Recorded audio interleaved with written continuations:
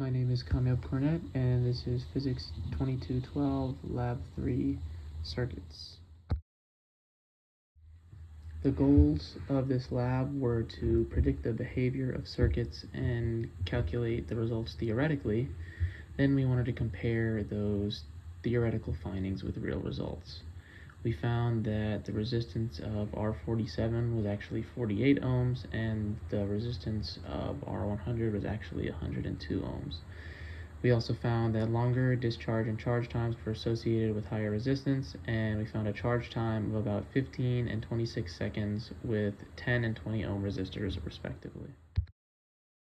Important concepts. Let's start off with the conservation of charge within our circuit. So that essentially means that what comes in must go out, and the potential difference across our whole path is 0.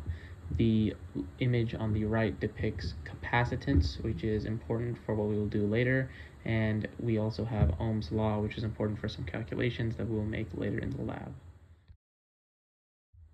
Here are some models. The model on the top represents an RC circuit, and the model on the bottom represents really what our experimental design was all about.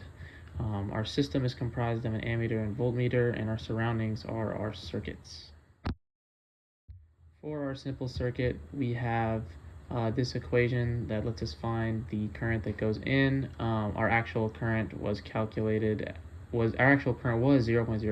amps, and what we calculated was 0.0204, so quite close. And for this part of the experiment, we used 2 ammeters.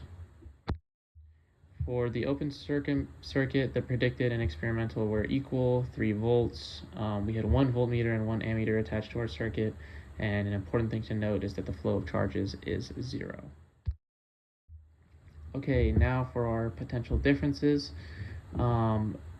On the left, we have our chart, which depicts the potential differences across different points, and the points are represented on an image that was previously depicted on the lab. And from A to B, we had 3 volts potential difference. From B to C, we had 0. From C to Z, we had negative 0.96 volts. From D to E, we had 0.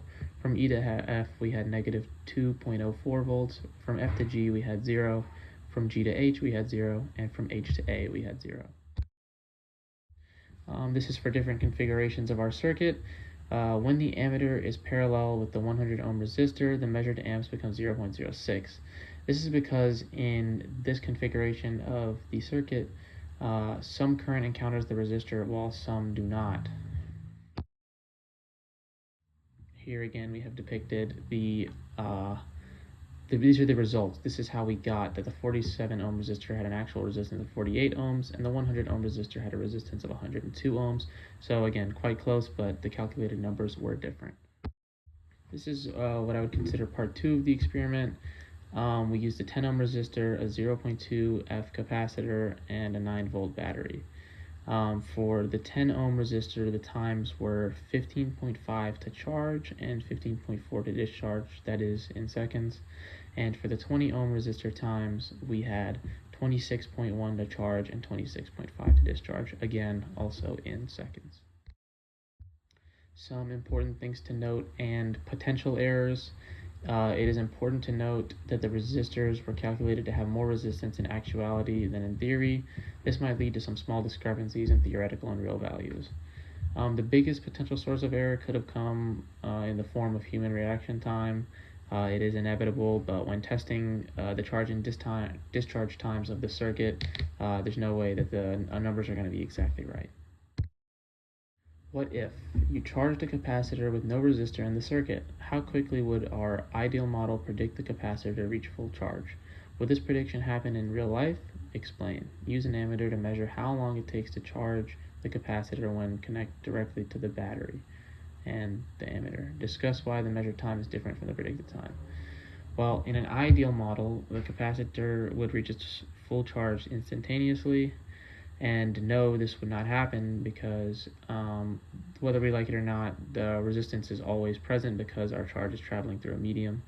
Our actual time when we measured it was something like a little less than 3 seconds, and this is because things like the battery and wire have resistances that are unaccounted for.